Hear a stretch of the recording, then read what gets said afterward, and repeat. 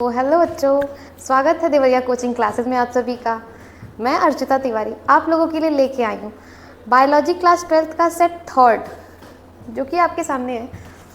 तो हम चलिए देखते हैं अपने क्वेश्चन को, जो सही विकल्प चुनकर अपनी उत्तर पुस्तिका में लिखिए। ये 1 नंबर के क्वेश्चंस पूछे जाते हैं।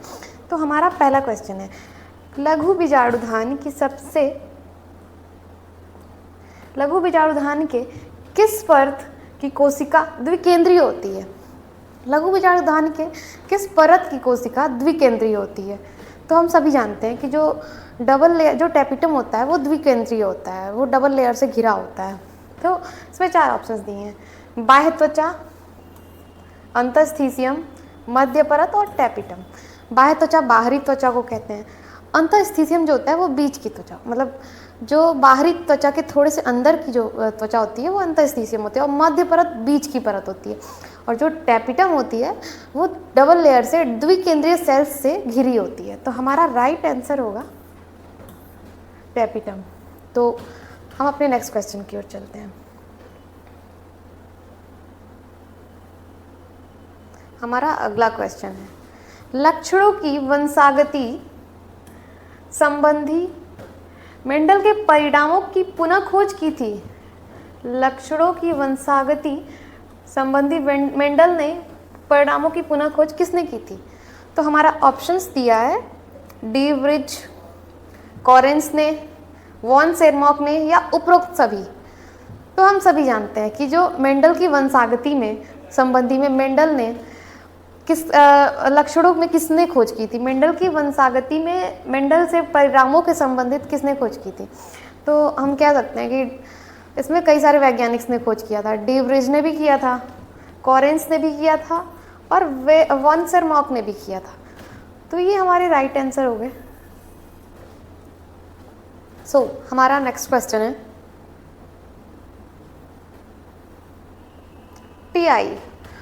टीआई प्लाज्मिड संवाहक का उपयोग किस परपोषी में अपनी अभिरुचि के जीन को स्थानांतरित करने में किया जाता है। टीआई प्लाज्मिड जो होता है उसका प्रयोग किस में किया जाता है। हमारा ऑप्शंस है, जीवाणु में, जंतु में, पादप में, या विषाणु में। टीआई प्लाज्मिड का प्रयोग हम लोग प्लांट्स में ज़्यादा यूज करते हैं। तो हमारा राइट आंसर है पादप में।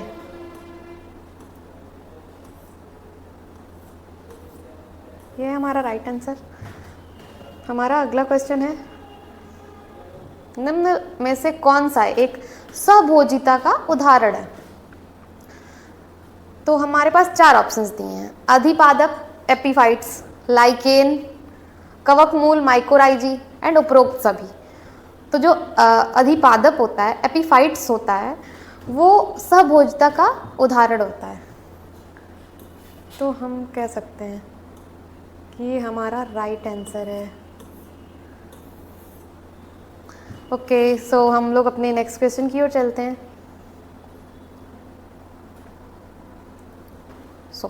हमारा नेक्स्ट क्वेश्चन है, एक प्रारूपी पुंकेसर के विभिन्न भागों का नाम बताइए। तो यहाँ हम एक पुंकेसर बनाएंगे।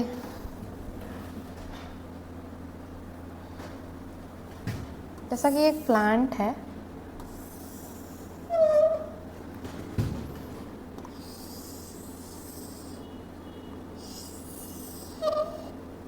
ओके,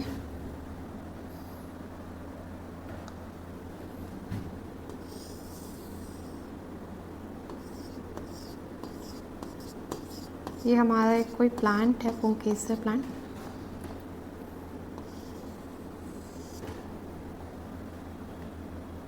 और इसमें 3 इंपॉर्टेंट पार्ट्स होते हैं। जैसे हम इसको कहते हैं पूतंतु,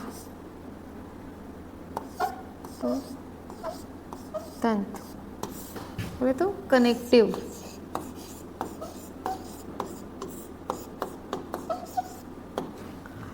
और ये हमारा जो पार्ट होता है ये होती है लघु बीजाणुधानी। लघु बीजाणुधानी।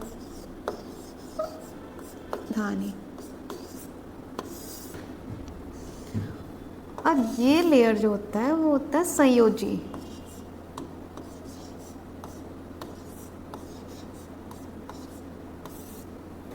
संयोजी मतलब होता है कनेक्टिव।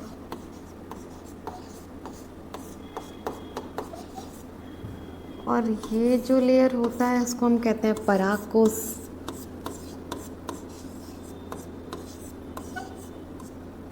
एंथर।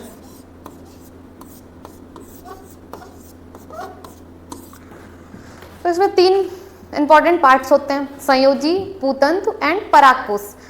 संयोजी का मतलब होता है कनेक्टिव, पूतंत्र का मतलब होता है फिलामेंट्स एंड परागकोश का मतलब होता है कनेक्टिव एंथर। तो इसमें पूछा गया एक प्रारूपी पुंकेसर के विभिन्न भाग का नाम बताइए।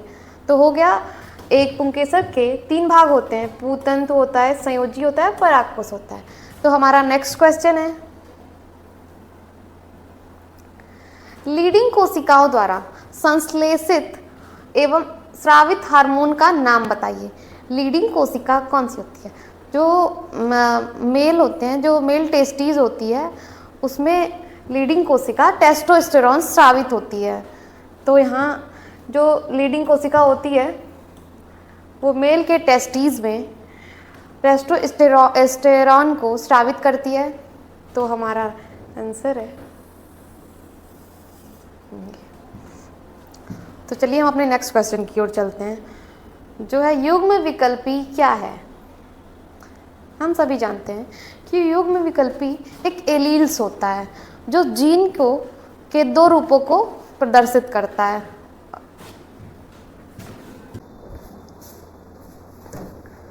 सो हेलो एवरीवन, आज हम लेके आए हैं बायोलॉजी का सेट 3 जो कि प्रीवियस ईयर क्वेश्चन पेपर है।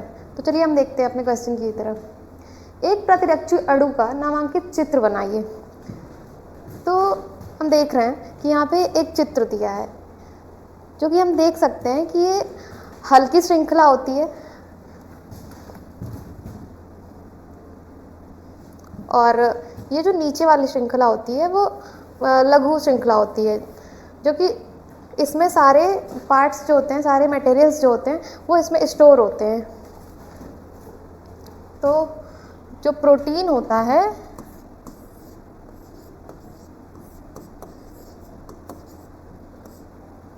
प्रोटीन से अमीनो एसिड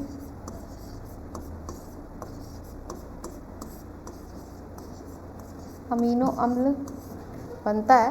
तो प्रोटीन से अमीनो अम्ल बनने की जो प्रक्रिया होती है वो प्रतिरक्षी अणु कहलाती है। तो हम देखते हैं, इसका सूत्र है RCH COOH and H2। तो ये है हमारा सूत्र। प्रतिरक्षी अणु का सूत्र होता है ये, और प्रोटीन से अमीनो अम्ल बनने की प्रक्रिया को हम कहते हैं प्रत्यक्षी अणु। हम देखते हैं कि ये बड़ी श्रृंखला होती है, लघु श्रृंखला ये होती है, और ये डाइसल्फाइड बॉन्ड होता है। ये दीर्घ श्रृंखला होती है, ये हल्की श्रृंखला होती है, और जो ये वाली श्रृंखला होती है भारी होती है। तो हम अपने नेक्स्ट क्वेश्चन की ओर चलते हैं।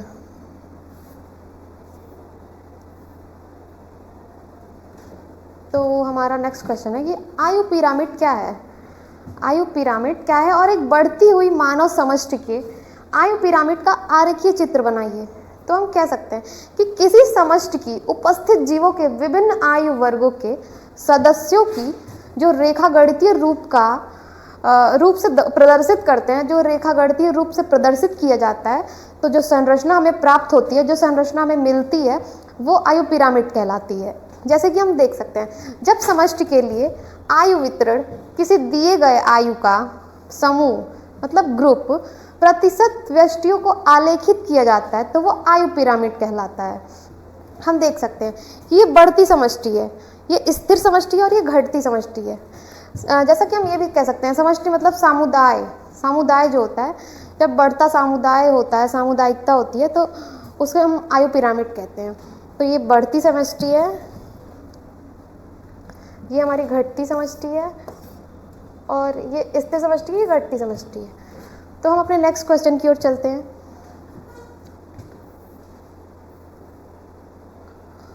हमारा अगला क्वेश्चन है, गॉस के स्पर्धी नियम का अपवर्जन नियम का गॉस के स्पर्धी अपवर्जन नियम पर टिप्पणी कीजिए। तो हम देखते हैं गॉस या प्रतियोगिता। स्पर्धी या प्रतियोगिता का एक प्रतिस्पर्धा एक ऐसी ऋणात्मक अंतःक्रिया है जैसे कि तब उत्पन्न होती है जब दो या दो से अधिक सदस्य भोजन, स्थान व जल, प्रजनन या अन्य संसाधन को प्राप्त करने के लिए एक दूसरे से विरुद्ध संघर्ष करते हैं।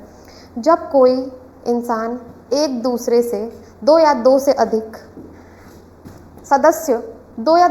सदस्य भोजन या अन्य व्यवस्थाओं और चीज़ों के लिए अपने एक दूसरे में टकराव करते हैं तो वो स्पर्धी अपवर्जन कहलाता है। हम देख सकते हैं यहाँ पे कि इसमें दोनों सहभागी जीवों को हानि होती है। जो दोनों जीव होते हैं उनको हानि होती है, उनको नुकसान पहुँचता है। डार्विन के अनुसार यह जैव विकास में बहुत ही शक्तिशाली बल है। तो जो हमारे वैज्ञानिक डार्विन थे उनके अनुसार ये अपने आप में ही शक्तिशाली बल होता है। इसके लिए डार्विन में जीवन संघर्ष व योग्यता की उत्तरजीविता के बारे में बताया। हमारा नेक्स्ट क्वेश्चन है,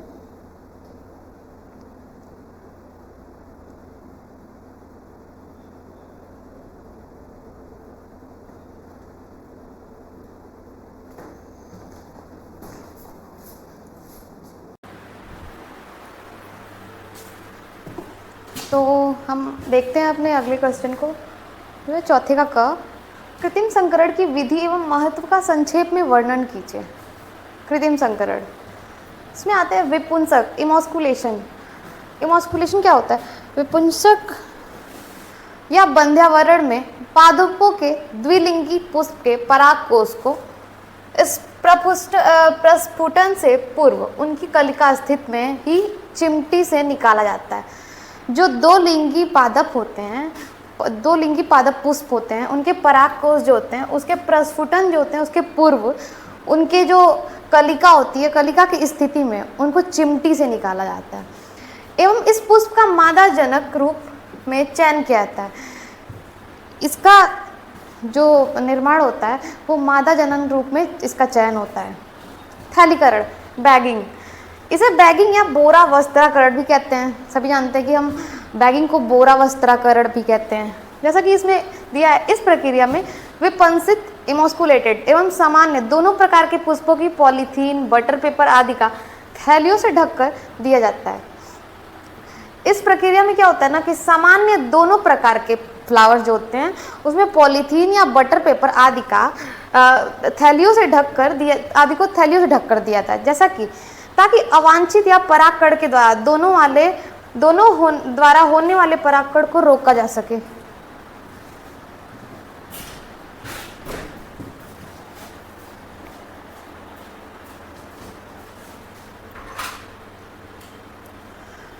कृत्रिम संकरण का महत्व, जैसा कि हम देख सकते हैं कि इसमें कृत्रिम ढंग से किसी पुष्प के परागकणों को स्वेच्छानुसार किसी दूसरे पादप के वर्तिकाग्र पर पहुंचाया जाता है। जो आर्टिफिशियल संकरण होता है उसमें फ्लावर को परागकणों के स्वेच्छानुसार किसी दूसरे फ्लावर पर पहुंचाया जाता है, जिससे उच्च गुणवत्ता वाली किस्म पैदा होती है, अच्छी किस्में पैदा होती हैं। कृत्रिम परागकण की विभिन्न जातियों के पादप के मध्य भी किया जाता है। जो आर्टिफिशियल परागकण जो होता है, कृत्रिम परागकण होता है, इसमें विभिन्न जातियां के मध्य की क्रिया की करती है। तो हम अपने अगले क्वेश्चन की ओर चलते हैं। अंतःगर्भाशयी युक्तियाँ, IDU और उनके प्रयोगों पर एक टिप्पणी लिखिए। हम सभी जानते हैं कि अंतःगर्भाशयी युक्तियाँ जो होती हैं, गर्भ निरोधक युक्तियाँ उनको हम कहते हैं। जैसा कि हम इसको देखते हैं कि जिसे हिंदी में अंतःगर्भाशयी युक्ति कहा जाता है, IDU को अंतःगर्भाशयी युक्ति कहा जाता है। जैसा यह एक प्रभावशाली और दीर्घकालीन गर्भ निरोधक उपाय है, बहुत ही प्रभावशाली है और ये T आकार की एक छोटी सी प्लास्टिक या तांबे की युक्ति होती है, छोटी प्लास्टिक सी युक्ति होती है जिसे डॉक्टर गर्भाशय में स्थापित करते हैं। जो डॉक्टर्स होते हैं वो गर्भाशय में उसको स्थापित करते हैं, लगाते हैं। देख सकते हैं इसमें कॉपर टी होता है। कॉपर टी हम सभी सुने होंगे कि यह स्पर्म को निष्क्रिय करने के लिए तांबे का उपयोग करती है और निषेचन को रोकती है। जो स्पर्म होता है उसको निष्क्रिय करने के लिए फर्टिलाइजेशन को रोकती है। Hormonal IUD, hormonal intrauterine device, यह प्रोजेस्टेरॉन जैसे हार्मोन छोड़ती है और जो गर्भाशय ग्रीवा के म्यूकस को गाढ़ा कर देता है। जो हार्मोनल आईयूडी होती है वो प्रोजेस्टेरॉन हार्मोन को छोड़ती है। जैसा कि जो गर्भाशय होता है, गर्भाशय ग्रीवा होती है, उसमें म्यूकस को गाढ़ा करने का काम करती है और जिससे स्पर्म का प्रवेश कठिन हो जाता है। जो स्पर्म होता है उसका प्रवेश बहुत ही कठिन हो जाता है, वो अंदर नहीं जा सकता।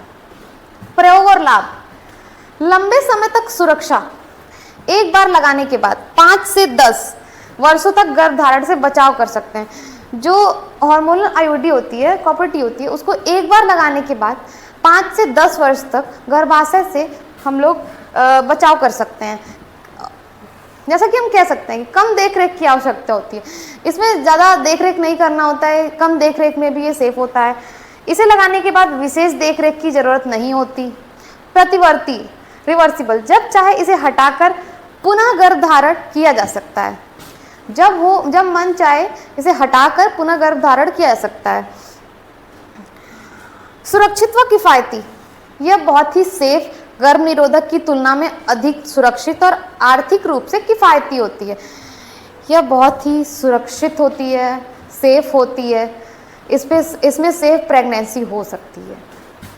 तो आइए हम चलते हैं अपने अगले क्वेश्चन की तरफ, क्योंकि डीएनए की प्रतिकृति में प्रयुक्त होने वाले एंजाइम पर एक टिप्पणी लिखिए। जीवित कोशिकाओं में जैसे ई कोलाई डीएनए प्रतिकृतियां की प्रक्रिया के लिए उत्प्रेरक एंजाइम और क्रियाधारों के एक समूह की आवश्यकता होती है। जो डीएनए प्रतिकृति होती है, जीवित कोशिका होती है, उसमें ई कोलाई को डीएनए प्रतिकृतियों की प्रक्रिया के लिए उत्प्रेरकों को एंजाइम और क्रियाधारों की आवश्यकता होती है। जैसा कि डीएनए प्राइमेज, यह टेम्पलेट डीएनए रज्जु पर लघु आरएनए प्राइमरेज को संश्लेषित करता है और डीएनए पॉलीमरेज के लिए प्रारंभन बिंदु प्रदान करने का कार्य करता है। ये डीएनए पॉलीमरेज के लिए शुरुआती बिंदु को प्रारंभ करता है। तो हमारा अगला क्वेश्चन है, द्विसंकर क्रॉस में स्वतंत्र अपव्यूहन के नियम का वर्णन कीजिए। द्विसंकर क्रॉस ने स्वतंत्र के अपव्यूहन के नियम का वर्णन किया। इसको हम ये कह सकते हैं कि द्विसंकर क्रॉस को हम कह सकते हैं इंडिपेंडेंट असॉर्टमेंट, जिसे अंग्रेजी में लॉ ऑफ इंडिपेंडेंट असॉर्टमेंट कहते हैं। यह नियम आनुवांशिकता के क्षेत्र में एक महत्वपूर्ण भूमिका निभाता है और इसे मूल रूप से ग्रेगर मेंडल ने प्रतिपादित किया। जो ग्रेगर जॉन मेंडल थे, उन्होंने इसे प्रतिपादित किया। द्विसंकर क्रॉस ने इस सिद्धांत को समझने और समझाने के लिए विभिन्न प्रयोगों और विश्लेषण के माध्यम से इसे स्पष्ट किया। जो इंडिपेंडेंट असॉर्टमेंट था, द्विसंकर क्रॉस था, इसे समझाने के लिए ग्रेगर जॉन मेंडल ने विभिन्न प्रयोगों और माध्यमों का स्पष्ट रूप से वर्णन किया। जैसा कि हम देख सकते हैं कि स्वतंत्र के अपव्यूहन का नियम, लॉ ऑफ इंडिपेंडेंट असॉर्टमेंट, यह नियम कहता है कि जब 2 या 2 से अधिक क्रोमोसोम गुणसूत्र जीन पेयर के साथ वंशानुगत करते हैं या होते हैं, तो वे एक दूसरे से स्वतंत्र रूप से संतति में विभाजित होते हैं। जब 2 या 2 से अधिक जीन पेयर जो होते हैं वो एक साथ वंशानुगत होते हैं, तो वे एक दूसरे से स्वतंत्र रूप से संतति में विभाजित हो जाते हैं और एक जीन का एक लक्षण दूसरे जीन के लक्षण को प्रभावित नहीं करता। जो एक जीन का लक्षण होता है वो अपने दूसरे जीन के लक्षण के ऊपर प्रभावित नहीं होता। उदाहरण द्वारा से हम देख सकते हैं कि अगर एक पौधा है, उसमें 2 लक्षण है, बीज का रंग पीला या हरा और बीज का आकार गोल, तो हम देख सकते हैं कि अगर मटर के पौधे में 2 लक्षण दिए गए हैं, एक है बीज का रंग, दूसरा है बीज का आकार, तो ये एक दूसरे को प्रभावित नहीं करता है। तो आइए हम अपने नेक्स्ट क्वेश्चन की ओर चलते हैं। प्राथमिक एवं द्वितीयक लसिकाभ अंगों पर संक्षिप्त टिप्पणी लिखिए। प्राथमिक लसिकाभ अंग, प्राइमरी लिम्फोइड्स ऑर्गन, अस्थि मज्जा, बोन मैरो हम सभी जानते होंगे, बोन मैरो, और थाइमस प्राथमिक लसिकाभ कहलाते हैं। जो बोन मैरो होता है, बोन मैरो और थाइमस प्राथमिक लसिकाभ होता है। यहाँ क्या होता है कि अपरिपक्व लिम्फोसाइट्स प्रतिजन संवेदनशील लिम्फोसाइट्स में विभेदित होते हैं। जो इमेच्योर, जिन्हें हम कहते हैं अपरिपक्व, इमेच्योर लिम्फोसाइट्स जो होते हैं वो प्रतिजन संवेदनशील लिम्फोसाइट्स में विभेदित होते हैं। और पक्षियों में थाइमस तथा फैब्रिकस बुर्सा प्राथमिक लसिकाभ अंग होते हैं। जो पंक्षियाँ होती हैं उसमें थाइमस और फैब्रिकस ज़्यादा पाया जाता है। प्राइमरी लिम्फोइड्स ऑर्गन होता है। स्तनधारियों की अस्थि मज्जा फैब्रिकस बुर्सा के समतुल्य संरचना है। जो स्तनधारी होते हैं उनकी अस्थि मज्जा जो होती है वो फैब्रिकस बुर्सा के समतुल्य है। थाइमस में टी लसिकाणु जबकि अस्थि मज्जा में बी लसिकाणु का परिपक्वन होता है, जो क्रमशः कोशिका माध्यित प्रतिरक्षा तथा तरल प्रतिरक्षा अनुक्रिया के लिए उत्तरदायी होता है। जब अस्थि मज्जा होती है हमारी, उसमें बी लसिकाणु और परिपक्वन होता है उसमें, और थाइमस में टी लसिकाणु का परिपक्वन होता है, जो क्रमशः कोशिका माध्यम प्रतिरक्षा तथा सरल प्रतिरक्षा अनुक्रिया के लिए उत्तरदायी होती है। तो हम अपने आगे चलते हैं द्वितीयक लसिकाणु की तरफ, लसिकाभ की तरफ। सेकेंडरी लिम्फोइड्स ऑर्गन, प्राथमिक लसिकाभ अंगों में परिपक्वन के पश्चात बी एवं टी लसिकाणु द्वितीय लसिका अंगों जैसे लसिका गांठ या ग्रंथियां, प्लीहा, श्लेष्म संबंध, लसिका उत्तक, लसिका पुटक जैसे क्षुद्रांत के पेयर्स पैचेस कृमि रूपी परिशेषिका तथा टॉन्सिल की ओर गमन करते हैं। जहाँ ये प्रतिजन एंटीजन के जो ये प्रतिजन होते हैं, एंटीजन होते हैं, वो साथ अंतःक्रिया करते हैं जो आगे की तरफ विभाजन तथा विभेदन द्वारा प्रचुर संख्या में उत्पन्न होकर प्रभावकारी कोशिका में परिवर्तित हो जाते हैं। जैसा कि हम कह सकते हैं कि जो प्राथमिक लसिकाभ होता है, प्राइमरी लिम्फोइड ऑर्गन जो होता है, वो परिपक्वन के पश्चात बी लसिकाणु और टी लसिकाणु द्वितीय लसिका अंगों को, जैसे प्लीहा हो गया, गांठ, ग्रंथियां, प्लीहा, इन सभी को कृमि रूपी परिशेषिका तथा टॉन्सिल की ओर गमन करते हैं। ये जितने लसिकाणु जो होते हैं वो उसमें कृमि रूपी में परिशेषिका में टॉन्सिल की ओर गमन करते हैं। आइए हम अपने आगे की ओर क्वेश्चन की ओर चलते हैं। हमारा अगला क्वेश्चन है, उपयुक्त चित्र की सहायता से एक विशिष्ट बायोगैस संयंत्र की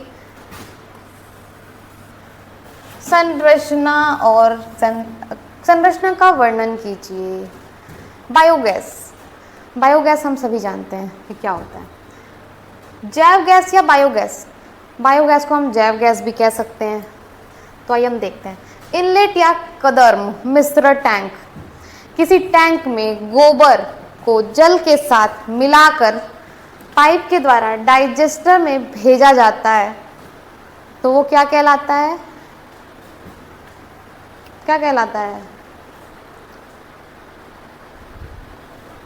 जैव गैस। संपाचित्र या डाइजेस्टर टैंक यह एक प्रकार का बड़ा टैंक होता है। जो डाइजेस्टर टैंक होता है वो एक प्रकार का बहुत ही बड़ा टैंक होता है जहाँ विभिन्न तरह की रासायनिक अभिक्रिया होती है। इसमें विभिन्न प्रकार की केमिकल रिएक्शंस होते हैं और असतः या पूर्णतः भूमिगत होता है और यह सामान्यतः 10-15 फीट गहरा व बेलनाकार होता है। यह जो टैंक होता है वो 10-15 फीट गहरा और बेलनाकार होता है और ईंट गारे या कंक्रीट का बना होता है। यह टैंक वायुरोधी होता है। इसके ऊपर गैस के निकास और आपक या स्लज को हटाने के लिए धातु एक तैरता हुआ गैस होल्डर उपस्थित होता है। यह जो टैंक होता है वो ईंट, पत्थर, कंक्रीट का बना होता है। हम जानते हैं कि ये जो टैंक होता है ये वायुरोधी भी होता है। जिससे ऊपर गैस निकास और आपक का स्लज को हटाने के लिए धातु का एक तैरता हुआ गैस होल्डर उपस्थित होता है। यहाँ जटिल कार्बनिक अपशिष्ट सरल पदार्थों में विघटित हो जाते हैं। इसमें मीथेनोजन जीवाणु पाए जाते हैं।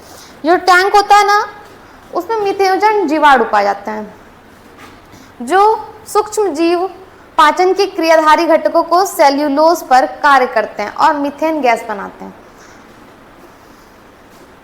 तो चलिए हम लोग गैस होल्डर के बारे में बात करते हैं। गैस होल्डर डाइजेस्टर में निर्मित गैस निकलकर गैस होल्डर में जमा होता है। यह एक प्लवक या सचल ढक्कन होता है। जैसा कि बच्चों जानते हैं जो सूक्ष्मजीवी पाचन के कारण टैंक में गैस बचने के साथ साथ ऊपर उठता है। गैस होल्डर जो होता है वो सूक्ष्मजीवी पाचन को पचाने और गैस होल्डर को ऊपर उठाने में मदद करता है। इसमें एक निकास होता है जो एक पाइप से जुड़ा रहता है। पाइपलाइन के माध्यम से गैस चूल्हे के बर्नर तक ले जाई जाती है। इसका जो निकास स्थान होता है उसके माध्यम से गैस को बाहर निकालने के लिए बर्नर तक ले जाया जाता है। आउटलेट टैंक हम देखते हैं। आउटलेट टैंक क्या होता है? इसमें आपंक या स्लज एकत्रित होता है जिसका उपयोग खेत में खाद के रूप में किया जाता है। खेत में खाद के रूप में इसका उपयोग किया जाता है। आउटलेट जो होता है उसका उपयोग हम लोग खेत में खाद के रूप में करते हैं। जैसा कि हम देख सकते हैं कि ये है हमारा बायोगैस संयंत्र। ये है इसका आउटलेट टैंक। ये है इसका आउटलेट टैंक। यहाँ डाइजेस्टर टैंक होता है। ये इनलेट टैंक है और ये गोबर पानी है। यहाँ से गैस होल्डर होता है। ये गैस की रसोई जहाँ यहाँ से गैस बाहर की ओर निकाला जाता है। और ये है हमारा गैस होल्डर। ये स्लज है।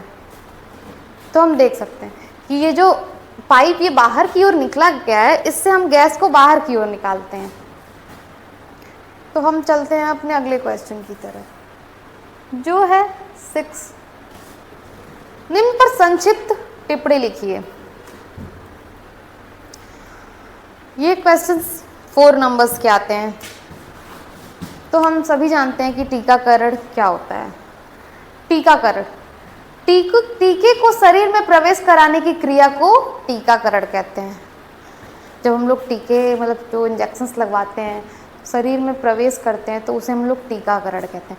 टीकाकरण विभिन्न प्रकार के होते हैं हम सभी जानते हैं। जैसे पोलियो, डिप्थीरिया, काली खांसी, टिटनेस, चेचक के रोगाणु को विरुद्ध सक्रिय उपार्जित प्रतिरक्षा को प्रेरित करने का संभव उपाय है। टीके स्मृति बी व टी कोशिकाएं बनाती हैं जो कि अगली बार वास्तविक रोगजनक समान प्रकार के प्रतिजन को संपर्क में आने पर संक्रमण के गंभीर होने से पूर्व रोगजनक को शीघ्र पहचान लेती हैं। जब हमारे करीब कोई जीवाणु आते हैं तो उनसे हमको बचाने के लिए ये उन्हें पहचान लेती हैं जिससे ज़्यादा मात्रा में प्रतिरक्षी बना लिए जाते हैं। प्रतिरक्षा तंत्र इस प्रकार इन प्रतिजनों के विरुद्ध प्रतिरक्षी उत्पादित करने के लिए प्रेरित हो जाते हैं। जो प्रतिरक्षा तंत्र होते हैं वो इनके विरुद्ध प्रतिरक्षी उत्पादित करने के लिए इनके विरुद्ध प्रेरित हो जाते हैं। अतः टीकाकरण को इस प्रकार की भी परिभाषित किया जा सकता है कि शरीर में रोग कारकों का कृत्रिम रूप से प्रवेश कराना टीकाकरण कहलाता है। शरीर में रोग कारकों का आर्टिफिशियल तरीके से प्रवेश कराना टीकाकरण कहलाता है। हम देख सकते हैं अगला टॉपिक जो है जैव उर्वरक पर टिप्पणी। जैव उर्वरक क्या है? बायो फर्टिलाइजर क्या है?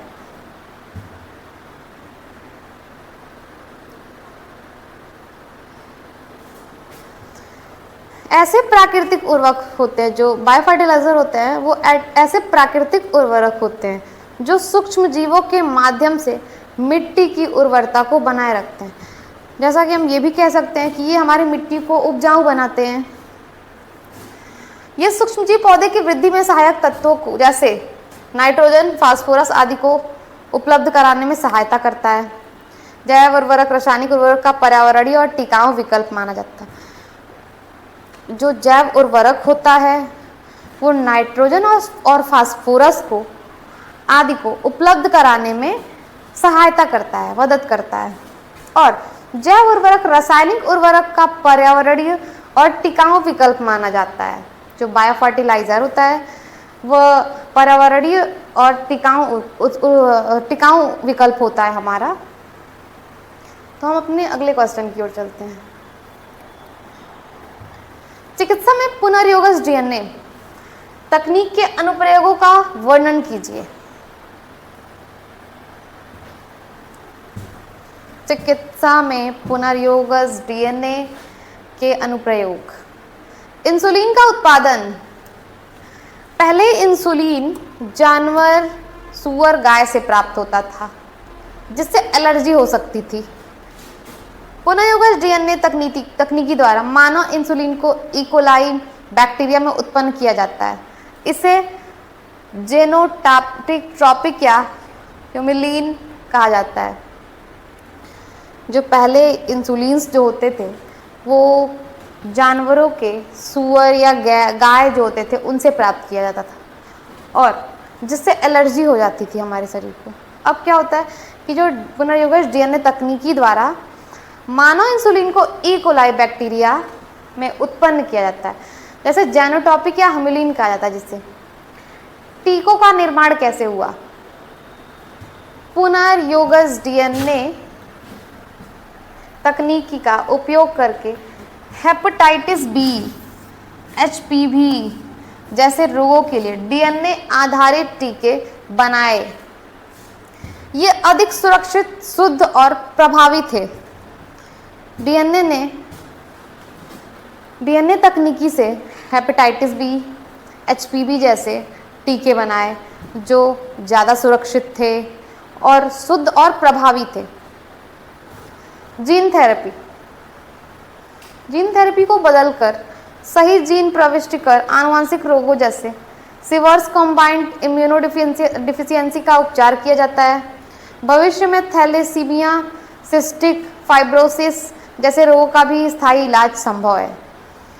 जो जीन थेरेपी होती है उससे हम जीन प्रविष्टि को आनुवंशिक रोगों जैसे SCID का उपचार कर सकते हैं और भविष्य में थैलेसीमिया और सिस्टिक फाइब्रोसिस जैसे रोगों का भी स्थायी रूप से हम इलाज संभव कर सकते हैं। तो हम अपने अगले क्वेश्चन की ओर सकते हैं। इसमें हमारा अगला टॉपिक है मोनोक्लोनल एंटीबॉडीज। मोनोक्लोनल एंटीबॉडीज क्या होता है? यह विशेष प्रकार का एंटीबॉडीज होता है जो कैंसर, ऑटो इम्यून और रोगों और कोविड-19 जैसी बीमारियों के इलाज में प्रयुक्त होता है। जो मोनोक्लोनल एंटीबॉडी होती है वो बहुत सी बीमारियों के लिए प्रयुक्त है। जैसा कि हम कह सकते हैं कैंसर, ऑटो इम्यून, कोरोना जैसी बीमारियों के लिए प्रयुक्त होता है। पुनर्योगज डीएनए द्वारा इन्हें कृत्रिम रूप से निर्मित किया जाता है, जैसे मैदानिक परीक्षण, PCR technique, Elisa DNA probe जैसे परीक्षण में पुनर्योगज डीएनए तकनीक का उपयोग होता है, जिससे HIV, कैंसर, आनुवंशिक रोगों की पहचान जल्दी और सटीक हो जाती है। जो मैदानिक परीक्षण होता है उससे क्या होता है कि जैसे हम किसी भी रोग को पहचानने में जल्दी और सटीक ढंग से पहचान सकते हैं, किसी भी रोग को हम जल्दी पहचान सकते हैं। रक्त के प्रोटीन का उत्पादन क्या होता है? रक्त के प्रोटीन के उत्पादन में जैसे फैक्टर्स हीमोफीलिया के लिए, इंटरफेरॉन, वायरल संक्रमण और कैंसर के लिए पुनर्योगज डीएनए से निर्मित किया जाता है। जो रक्त के प्रोटीन का निर्माण होता है, उत्पादन होता है, वो हीमोफीलिया, इंटरफेरॉन, वायरल्स संक्रमण और कैंसर के लिए पुनर्योगज डीएनए तकनीकी को निर्मित करता है, बनाता है। हमारा अगला क्वेश्चन है उपयुक्त उदाहरण के साथ प्रतिरक्षा, सहज प्रतिरक्षा और एवं उपार्जित प्रतिरक्षा में विभेद कीजिए। सहज प्रतिरक्षा और उपार्जित प्रतिरक्षा, जैसा कि हम देख सकते हैं कि सहज प्रतिरक्षा जो होती है जन्मजात होती है। उपार्जित प्रतिरक्षा यह जन्म के समय से ही पाई जाती है, और उपार्जित प्रतिरक्षा जो होती है यह जन्म के पश्चात संक्रमण के अर्थात रोगाणु या प्रतिजन के प्रभाव से उत्पन्न होती है। वो जन्म के पश्चात होती है, और जो सहज प्रतिरक्षा होती है वो जन्म के समय से ही पाई जाती है। यह प्राथमिक प्रतिरक्षा होता है, इसमें द्वितीयक होता है। हम यहाँ सहज वाले में देख सकते हैं कि यह एक अविशिष्ट सुरक्षा प्रतिक्रिया है जो स्वतः प्राप्त होता है, और उपार्जित प्रतिरक्षा में यह रोगाणु प्रतिजन के प्रति होने वाली प्रतिक्रिया है जो बनाए गए प्रतिरक्षियों से प्राप्त होती है। यह रोगाणु को शरीर में प्रवेश करने से रोकने के लिए विभिन्न प्रकार के अवरोध उत्पन्न करती है। जैसे त्वचा रोगाणु को शरीर में प्रवेश करने से रोकती है। जो हमारी स्किन होती है वो रोगाणुओं को प्रवेश करने से, हमारे अंदर प्रवेश करने से रोकती है। मुख की लार एवं आंखों के आंसू रोगाणुओं की वृद्धि को रोकते हैं तथा श्वेत रुधिराणु रोगाणुओं का भक्षण करते हैं। जो श्वेत रुधिराणु होते हैं वो रोगाणुओं का भक्षण करते हैं। और उपार्जित प्रतिरक्षा में क्या होता है, यह पहली बार में ही किसी रोग के रोगाणुओं से सामना होने पर जो अनुक्रिया होती है उससे फलस्वरूप प्रतिरक्षियों का निर्माण होता है। इसमें पहली क्रिया में ही रोग के रोगाणुओं से सामना होने पर इसकी क्रिया का निर्माण होता है। इस रोगाणु का पुनः आक्रमण होने पर स्मृति आधारित प्रतिक्रिया बहुत तीव्रता से होती है, तेजी से होती है। उपार्जित प्रतिरक्षा टीकाकरण द्वारा भी प्राप्त किया जाता है। इसको उपार्जित प्रतिरक्षा और टीकाकरण द्वारा भी प्राप्त किया जाता है। तो हम अपने अगले क्वेश्चन की ओर चलते हैं। सो फर्स्ट ऑफ ऑल कि सबसे पहले देवरिया कोचिंग क्लासेस में स्वागत है। आप सभी इस सेट्स को तैयार करें, अच्छे से सही ढंग से इसे तैयार करें और आगामी परीक्षाओं में तैयारी ऐसी करें कि आप 90+ ला सकें। तो आइए हम देखते हैं अपने क्वेश्चन को। क्लोनिंग संवाहक क्या है? क्लोनिंग संवाहक की विशेषता पर संक्षिप्त टिप्पणी कीजिए।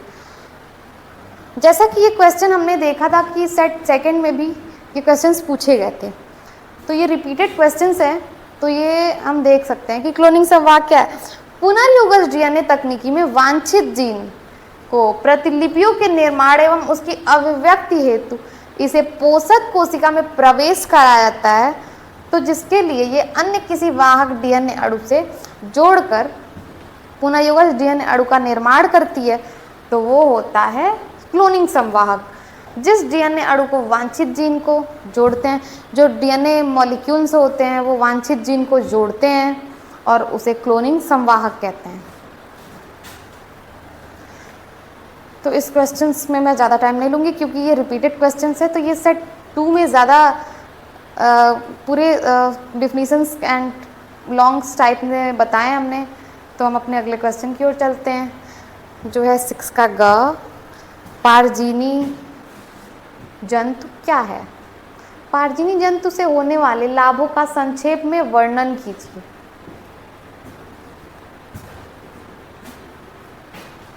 जैसा कि हम देख रहे हैं, ट्रांसजेनिक एनिमल ऐसे जंतु जिन्हें उनके आनुवंशिक संगठन में आनुवंशिकी अभियांत्रिक द्वारा हेर फेर या परिवर्तित करके विकसित किया जाता है, वह अर्थात वे जंतु जो विजातीय या बाह्य जीन युक्त होते हैं, पारजीनी या ट्रांसजेनिक या आनुवंशिक रूप से रूपांतरित जंतु कहलाते हैं।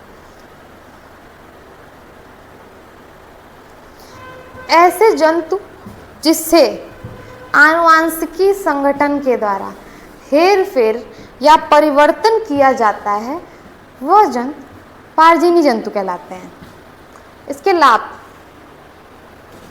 जेनेटिकली इसको हम लोग हेर फेर जिस जंतु को करते हैं, परिवर्तित करते हैं, वो जंतु पारजीनी जंतु कहलाते हैं। इसके लाभ और कुछ महत्वपूर्ण लाभ हैं इसके। सामान्य शरीर क्रिया व विकास। पारजीनी जंतु का निर्माण विशेष रूप से किसी जीन के नियमन व उसके शरीर के विकास, सामान्य कार्यों पर पड़ने वाले प्रभाव के अध्ययन हेतु किया जाता है। जो इसका शरीर की क्रिया होती है, इसका विकास जो होता है, वो किसी जीन के नियमन, उसके शरीर के विकास व सामान्यता कार्यों पर पड़ने वाले प्रभाव के अध्ययन किया जाता है, रोगों का अध्ययन। अनेक पारजीनी जंतु इस प्रकार के निर्मित किए जाते हैं ताकि उनसे रोग, विशेषता, मानव रोग के विकास में जीन की भूमिका का पता लग सके तथा उनका उपचार किया जा सके। वर्तमान समय में मानव रोगों जैसे कैंसर हो गया, पुटीय रेसामयता, सिस्टिक फाइब्रोसिस, रोमेटाइड, संधिशोथ, अल्जाइमर हेतु पारजीनी नमूने प्रेजेंट होते हैं, उपलब्ध होते हैं, पाए जाते हैं।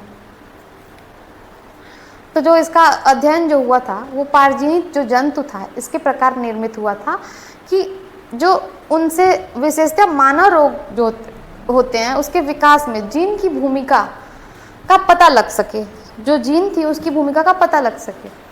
जैसा कि वर्तमान समय में मानव रोग जैसा कि कैंसर हो गया, उसको अल्जाइमर हेतु पारजीनी नमूने उपलब्ध हैं। कैंसर, अल्जाइमर का पारजीनी नमूने से ही ये प्राप्त होते हैं। हमारा अगला क्वेश्चन है, निम्न पर संक्षिप्त टिप्पणी कीजिए। डीएनए पैलिड्रोम एंड वहन क्षमता। डीएनए पॉलीड्रोम क्या है?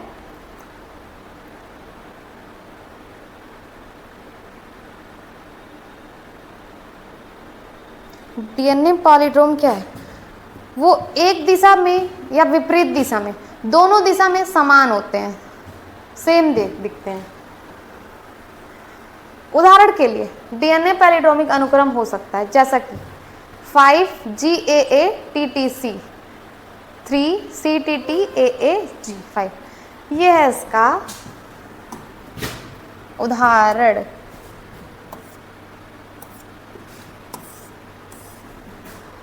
जो डीएनए पॉलीड्रोम होते हैं उनके अनुक्रम विपरीत दिशा में भी और सामने पड़ने और विपरीत दिशा में भी, दोनों दिशा में सेम दिखाई देते हैं। तो हम देख सकते हैं इसका उदाहरण।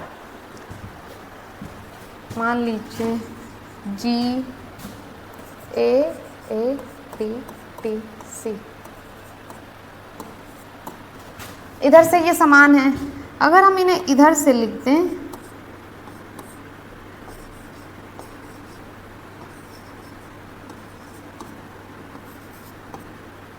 तो ये विपरीत दिशा में भी सेम दिखेंगे और हेर फेर करने में भी सेम दिखेंगे।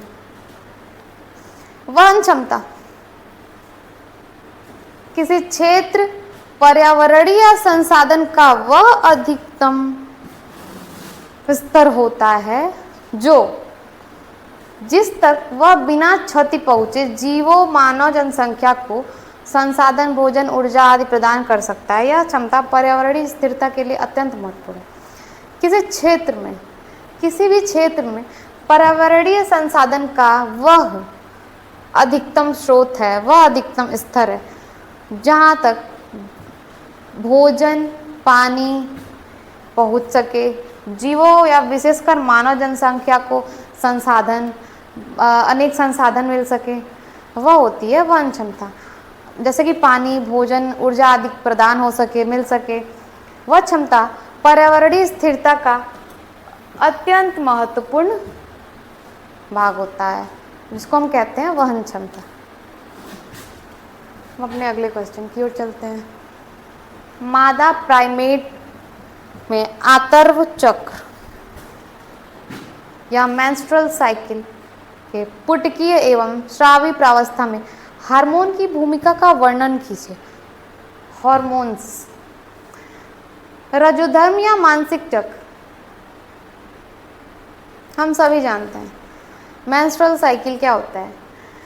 मादा प्राइमेटों जैसे बंदरों, मनुष्यों आदि में होने वाले रिप्रोडक्शन साइकिल्स, जनन चक्र जो होता है वो आतर्व चक्र या सामान्य भाषा में मानसिक धर्म या माहवारी कहते हैं, जिसको हम मेंस्ट्रुअल साइकिल कहते हैं, वो मादा जनन काल के प्रारंभ के साथ ऋतुस्राव शुरू हो जाता है, जो जनन काल की समाप्ति के पश्चात रुक जाता है।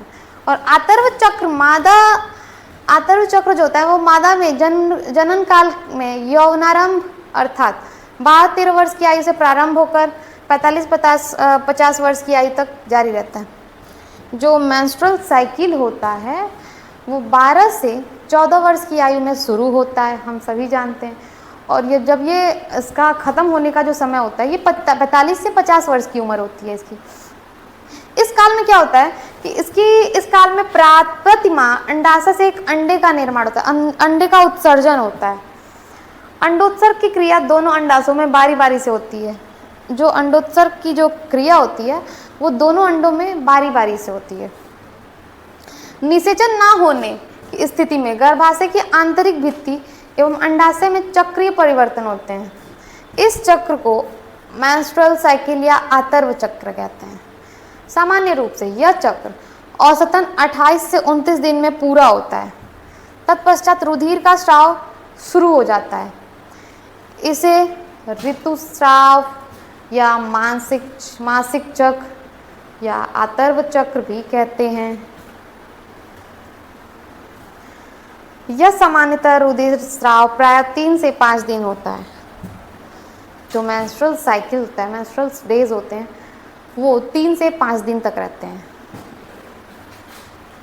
पूर्व अंडोत्सर्गीय या पुटकीय या प्रचुरोद्भवन प्रावस्था, यह मासिक चक्र के 6ठे से लेकर 13वें दिन की अवधि होती है। 6ठे दिन पीयूष ग्रंथि से स्रावित पुटिका उद्दीपन हार्मोन के बढ़े हुए स्तर के प्रभाव वृद्धिशील प्राथमिक पुटिकाओं में और अधिक वृद्धि होती है।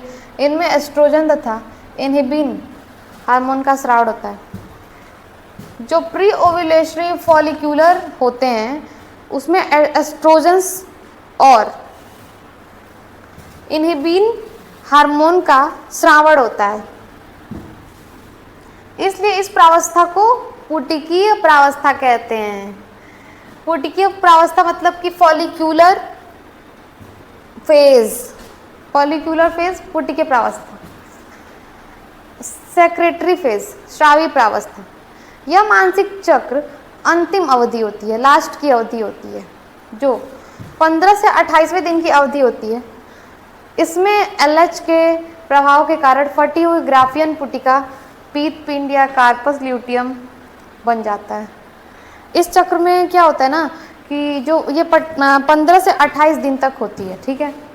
इसमें जो LH होते हैं वो LH के प्रभाव से जो फटी हुई ग्राफियन ट्यूब्स होती है वो पित्त बन जाती है। वो कार्पस ल्यूटियस भी कह सकते हैं हम उसको, पित्त को, वो कार्पियस ल्यूटियस में बदल जाती है। यह 7 दिन वृद्धि करने के पश्चात प्रोजेस्टेरॉन का स्राव करता है। LH द्वारा इसकी मात्रा एवं स्राव का निर्माण होता है। यह है 7 दिन वृद्धि करने के पश्चात प्रोजेस्टेरॉन का स्रावण करती है और LH द्वारा इसकी मात्रा एवं स्रावण का नियंत्रण होता है। तो चलिए हम आगे की ओर चलते हैं। जो हमारा क्वेश्चन है वो है पादपों में परागकण के प्रकार।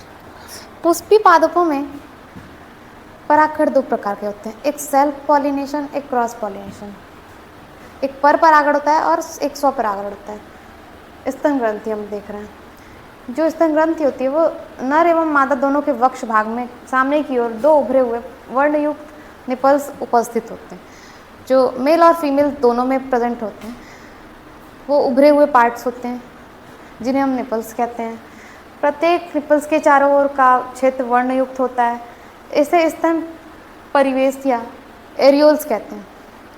प्रत्येक स्तन ग्रंथियों का जो चारों ओर का क्षेत्र होता है वो वर्णयुक्त होता है, इसे हम एरियोल्स कहते हैं। मादा में चुचुक के चारों ओर का अधिकांश भाग वसा के जमाव तथा पेशियों की प्रचुरता के कारण स्तनों के रूप में फूला होता है। जो फीमेल्स होती हैं उसमें जो स्तन ग्रंथियाँ होती हैं उसके चारों ओर वो फैट्स से घिरा होता है, वसा से भरा होता है, और अधिकांश भाग का जमाव पेशियों की प्रचुरता, वसा की प्रचुरता के कारण स्तनों के रूप में फूला होता है। जो फैट्स के कारण यह फूला होता है, फूला हुआ दिखाई देता है। प्रत्येक स्तन स्रावी उत्तकों का बना होता है जो 15-20 स्तन पालियों में बटा रहता है। प्रत्येक स्तन जो होता है वो 15-20 पालियों में बटा होता है, और प्रत्येक स्तन पाली में कई छोटी पालिकाएं होती हैं। प्रत्येक पालिका में अंगूर के गुच्छों की भांति दुग्ध ग्रंथियां होती हैं जिन्हें कूपिका कहते हैं। जितनी पालियां, प्रत्येक पालिया में अंगूर के गुच्छों के आकार की दुग्ध ग्रंथियां पाई जाती हैं जिन्हें हम कूपिका कहते हैं। हमारा अगला क्वेश्चन है,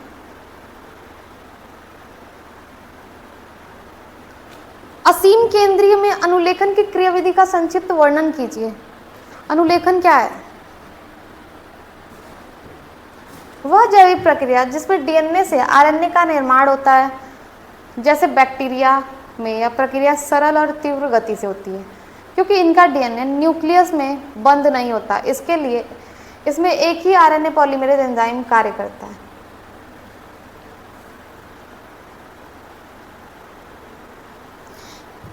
अनुलेखन वह प्रक्रिया है जिसमें डीएनए और आरएनए दोनों का निर्माण होता है। जैसा कि हम ये भी कह सकते हैं कि जो असीम केंद्रीय जीव होते हैं, जैसे बैक्टीरिया हो गया, इसमें सरल प्रक्रिया जो होती है, सरल और तीव्र गति से, तेजी से प्रक्रिया होती है क्योंकि इनका डीएनए न्यूक्लियस के अंदर बंद नहीं होता, बंद नहीं रहता है, और इसमें एक ही आरएनए पॉलीमरेज पाया जाता है, कार्य करता है। इसका स्टेप देख सकते हैं।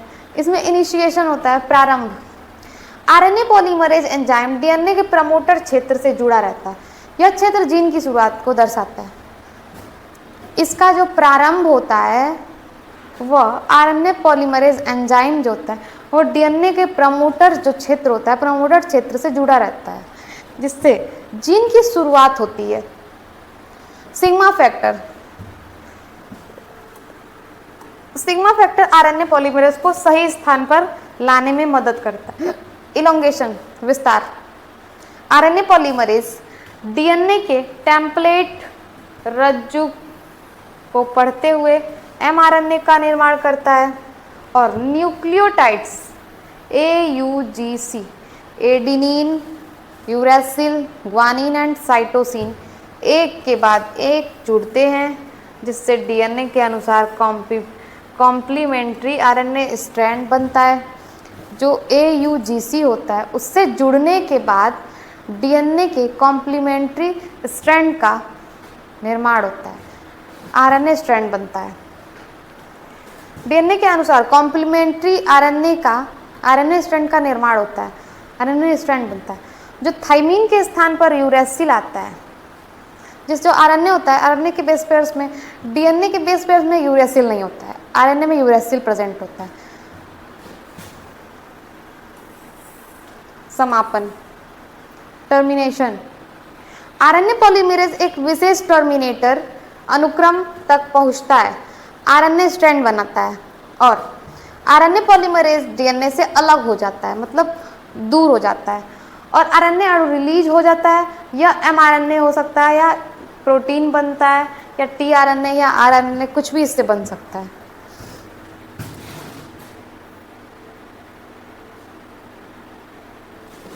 चलिए हम अपने अगले क्वेश्चन की ओर चलते हैं कि दिया है, निम्न पर संक्षिप्त टिप्पणी लिखिए।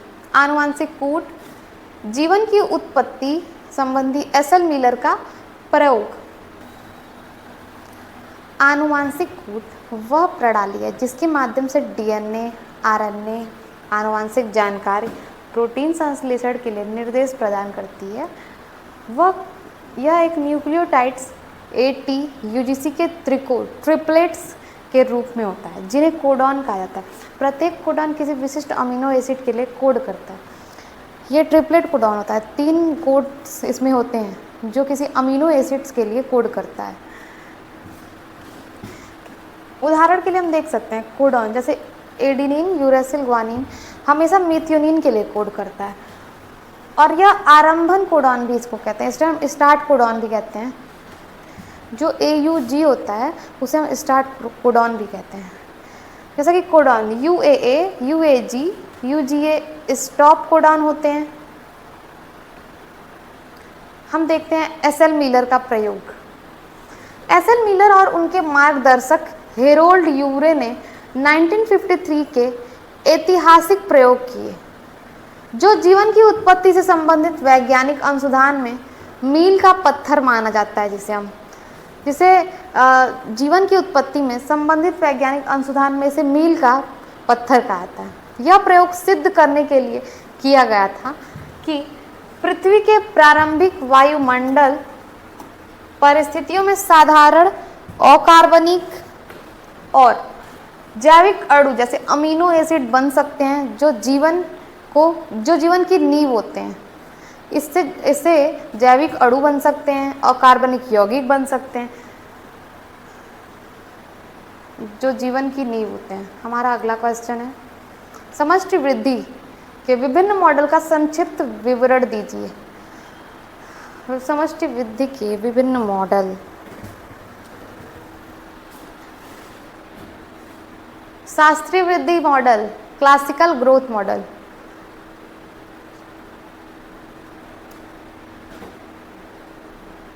इसका मुख्य तत्व है पूंजी, स्रोत, भूमि।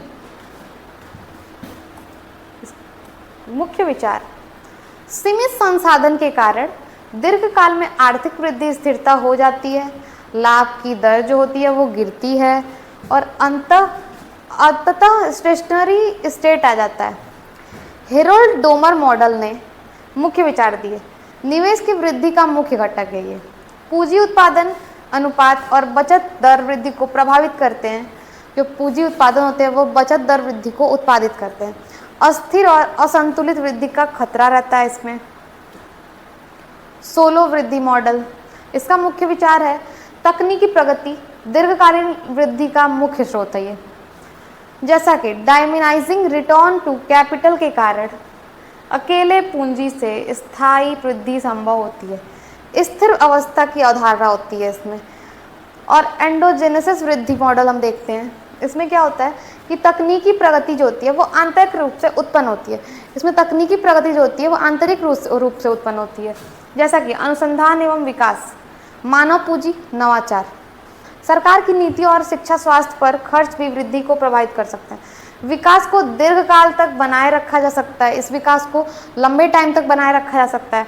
BS मिनहॉस का मॉडल, मुख्य विचार इसका, जैसे इसमें हम देख सकते हैं भारत जैसे विकासशील देश की समस्या को ध्यान में रखकर योजना आयोग के लिए 5 ईयर प्लान हेतु मॉडलिंग।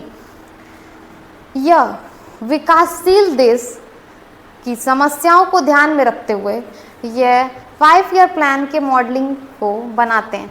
जैसा कि पूंजी, श्रम और कृषि क्षेत्र की विशेष भूमिका। हमारा अगला क्वेश्चन है पारितंत्र। पारितंत्र में ऊर्जा प्रवाह का विस्तार से वर्णन कीजिए। पारितंत्र क्या है? इकोसिस्टम में ऊर्जा का प्रवाह, विस्तार से वर्णन कीजिए। पारितंत्र ऊर्जा का प्रवाह उस प्रक्रिया को कहा जाता है जिसके माध्यम से सूर्य से प्राप्त ऊर्जा पारितंत्र के विभिन्न घटकों जैसे कि उपभोक्ता अपघटक में प्रभावित होती है और जैविक कार्यों को संचालित करती है। यह ऊर्जा का प्रवाह एक दिशा में होता है।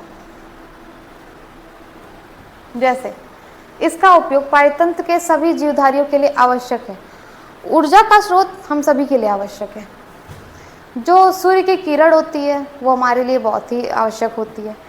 सभी जैविक ऊर्जा का मुख्य स्रोत होता है सूर्य का किरण। सूर्य की ऊर्जा पारितंत्र में प्रवेश करती है और हरे पौधे जो होते हैं उनको उत्पादकों द्वारा प्रकाश संश्लेषण फोटोसिंथेसिस की क्रिया करती है। प्रोड्यूसर उत्पादक प्राथमिक स्रोत हरे पौधे, शैवाल, पत्तेदार पौधे, घास आदि प्रकाश संश्लेषण द्वारा सूर्य की ऊर्जा को रासायनिक ऊर्जा में परिवर्तित करते हैं और ग्लूकोज जैसे जैव अणु बनाते हैं। यह ऊर्जा खाद्य श्रृंखला की नींव रहती है। जो हमारे हरे पौधे होते हैं, घास फूस होते हैं, वो प्रकाश संश्लेषण से सूर्य की ऊर्जा को रासायनिक ऊर्जा में परिवर्तित करते हैं। उपभोक्ता, ऊर्जा इन उत्पादकों से उपभोक्ता तक जाती है। जो हमारी एनर्जी होती है वो इन उत्पादकों से उपभोक्ता तक जाती है। प्राथमिक उपभोक्ता, जो हर्बीवोरस होते हैं, ये शाकाहारी जीव को पौधे होते हैं। जो हर्बीवोरस होते हैं ये शाकाहारी जीव पौधे को खाते हैं, जैसे हिरन, गाय, खरगोश। द्वितीयक उपभोक्ता, जो सेकेंडरी कार्निवोरस होते हैं, ये मांसाहारी जीव प्राथमिक उपभोक्ता को खाते हैं, जैसे सांप हो गया, मेढक हो गया। तृतीयक उपभोक्ता, ये उच्च श्रेणी के मांसाहारी होते हैं, जैसे शेर, बाघ, बाज। हर स्तर पर ऊर्जा का कुछ हिस्सा जैविक क्रिया, श्वसन, चलना, शरीर की गर्मी में खर्च हो जाता है। डिकम्पोजर, अपघटन, जब जीव मर जाते हैं तो फफूंद, बैक्टीरिया जैसे अपघटन उनका विघटन कर देते हैं और पोषक तत्वों को मिट्टी में वापस पहुंचाते हैं, तो वो हो जाता है हमारा अपघटन। इस प्रक्रिया में कुछ ऊर्जा मुक्त होती है जो अपघटकों के कार्यों के लिए प्रयोग होती है। जो पेड़ पौधे के पत्ते होते हैं, उनके जड़ होते हैं, जानवरों के जो अवशेष होते हैं, वो अपघटक में बदल जाते हैं। एक दिशीय, यूनिडायरेक्शनल, ऊर्जा हमेशा सूर्य उत्पादक, उपभोक्ता, अपघटक की दिशा में बहती है। ऊर्जा ह्रास, एनर्जी लॉस, इसमें क्या होता है कि हर ट्रैफिक स्तर पर लगभग 90% ऊर्जा ह्रास हो जाता है और गर्मी के रूप में यह केवल 10% बचता है और अगले स्तर तक पहुंचने में 10% ऊर्जा निकल जाती है। एक स्तर से दूसरे स्तर तक पहुंचने में कितनी ऊर्जा जाती है? 10% ऊर्जा। तो हम देख सकते हैं कि एनर्जी लॉस जो होती है, हर ट्रैफिक स्तर पर लगभग 90% ऊर्जा जो होती है ह्रास हो जाती है, निकल जाती है गर्मी के रूप में, और जो बची ऊर्जा होती है वो 10% होती है जो अगले स्तर तक जाती है, जिसे 10% नियम कहते हैं। जो बची हुई ऊर्जा 10% होती है उसे हम 10% नियम कहते हैं। सो हमारा